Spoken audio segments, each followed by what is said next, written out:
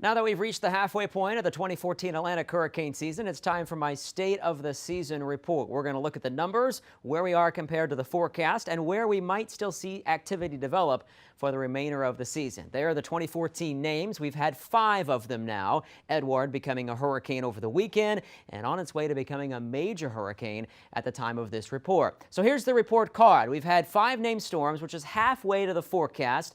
4 hurricanes already, which is about how many were forecast from Dr. Gray at Colorado State.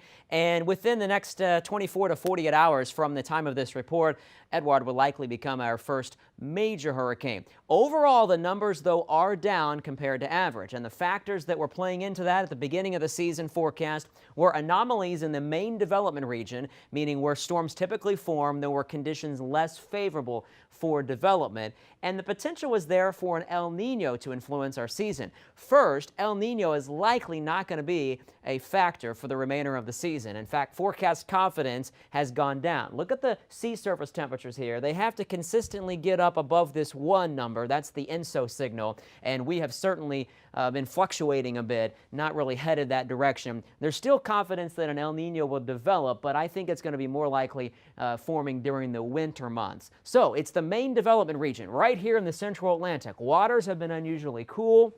Trade winds unusually strong.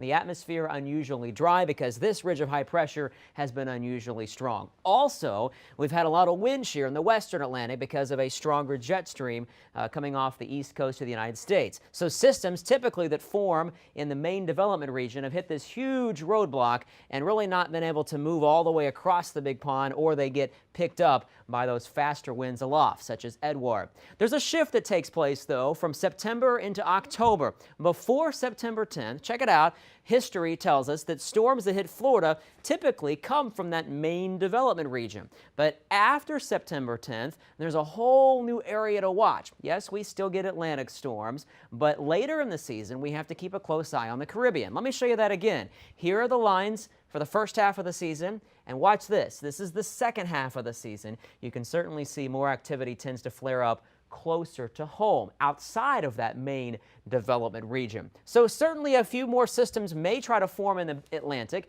but they're most likely going to be steered out to sea. We're going to have to watch a little closer to home, the Western Caribbean specifically, and maybe even near the Bahamas for something to develop. Chances are low, but a system that develops here could pose more of a threat to the Sunshine State. We have a lot of time to watch, and don't forget there is a second peak to the season in October. So stay tuned until the end of November for constant updates.